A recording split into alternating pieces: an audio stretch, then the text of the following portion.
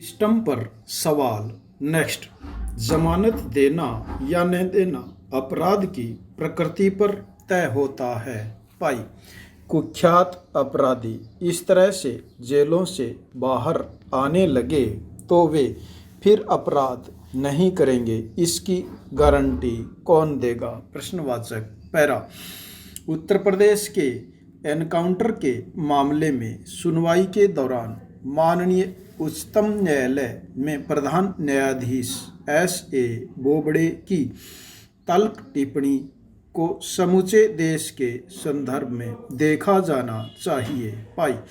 बोबड़े ने इस बात पर हैरानी जताई कि इतने केस होने के बावजूद विकास को जमानत मिल गई, यह समूचे सिस्टम की विफलता है। पाई।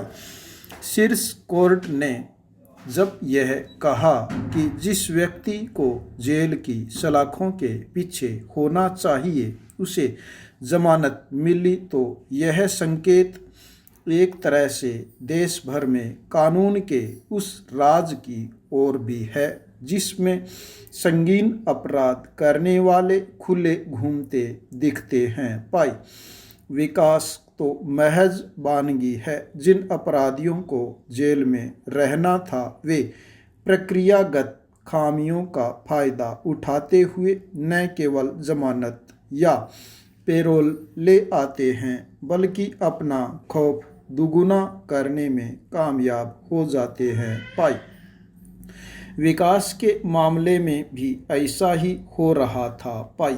एक के बाद एक संगीन अपराधों में संलिप्तता सामने आने के बावजूद रसूख और सांठगांठ के बल पर वह जमानत पर बाहर आता गया। पाई। खुद उत्तर प्रदेश सरकार ने स्वीकार किया है कि विकास पर 65 केस दर्ज थे और वह पैरोल पर बाहर था। पाई। अपराध भी ऐसे कि कानून के रखवालों तक को चुनौती देने वाले। पाई। देश भर में विकास जैसे अपराधियों की कमी नहीं है। पाई। पुलिस व अपराधियों का गठजोड़ भी ऐसे अपराध और अपराधियों को बढ़ावा देने से नहीं चूकता। पाई। ये रसूख और धन के बूते पर समूची प्रक्रिया को ठेंगा दिखाते नजर आते हैं। पाई। ऐसे में विकास दुबे के प्रकरण में सुप्रीम कोर्ट की हैरानी पर किसी को अचरज नहीं होना चाहिए। पाई। पैरा। दरअसल किसी भी अपराध के मामले में आरोपी की गिरफ्तारी भी इसलिए होती है कि वह खुद तो न्यायिक प्रक्रिया में अलग रखने की कोशिश न करे। पाई। यही जमानत और पैरोल जैसे प्रावधान भी इसीलिए किए गए हैं ताकि सबको उनके वाजिब हक मिल सके। पाई। जमानत और पैरोल को अधिकार के रूप में नहीं माना जा सकता। पाई। इसके उलट हमारे यहाँ तो कानून के हर सख्त से सख्त प्रावधान का तोड़ निकालने के भी जतन खूब होते हैं। पाई।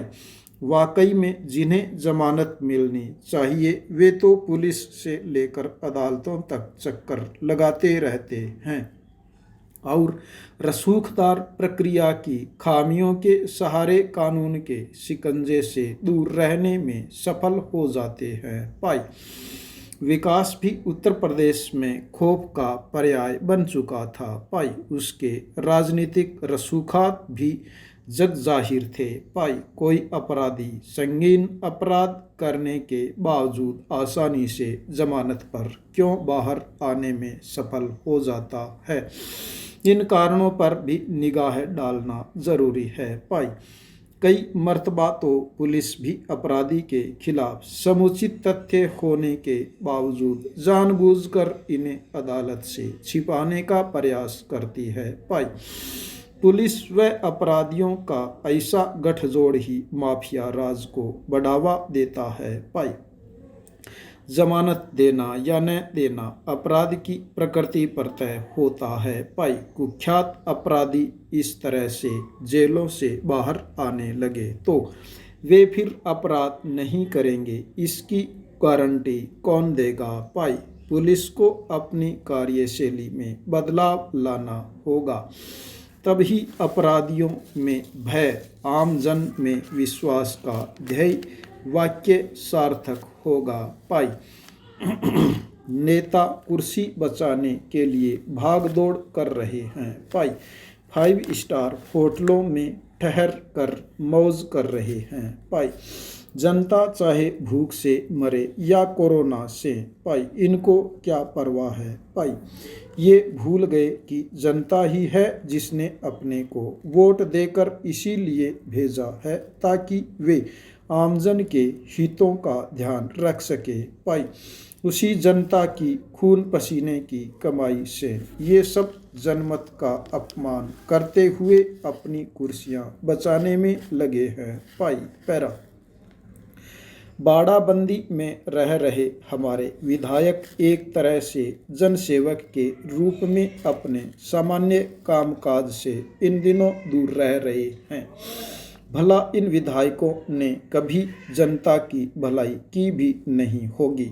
इनका काम अक्सर से होता है भ्रष्टाचार करके पैसा कमाना, किसी गरीब कर्मचारी अधिकारी को वहां से स्थानांतरण कर बाहर भेज देना, किसी के गलत मुकदमा दर्ज करवा देना, किसी को सरेआम जनता के सामने डांट फटकार कर देना। ये हमारे इन एमएलए एमपी की मानसिकता में समावेश हो चुका है भाई। पैरा सरकार के कर्मचारी इस तरह से ड्यूटी पर नहीं आकर अपना विरोध करते हैं। जब काम नहीं तो वेतन नहीं का सिद्धांत लागू कर दिया जाता है भाई। सवाल यह है कि आखिर इन विधायकों को वेतन किस बात पर दिया जाए भाई। एक तरफ कोरोना संक्रमण का खतरा बढ़ता जा रहा है भाई, दूसरी ओर राजनेता अपनी कुर्सी बचाने में लगे हैं भाई। प्रलोभनों का दौर जारी है भाई, साथ ही अपने विरोधियों पर छीटाकशी भी जारी है भाई। न तो नेताओं की जनता से किए वायदों को परवाह है और न ही इस बात की चिंता कि वे वोट मांगने किस मुँह से जाएंगे भाई। पैरा देश के कुछ हिस्सों में बाढ़ ने तबाही मचाई है भाई। प्राकृतिक आपदा यूँ तो कह रही है, लेकिन तबाही कम करने के इंतज़ाम तो किए ही जा सकते हैं भाई। इसके लिए हमें आपदा प्रबंधन की ओर ध्यान देना होगा भाई। अंधाधुंध विकास के नाम पर प्रकृति से हो रहे खिलवाड़ को भी रोकना होगा भाई। इसके लिए दूरगामी योजना बनाने की ज़रूरत है भाई। ऐसे आपदा में कोई भी अपना काम नहीं कर रहा है भाई।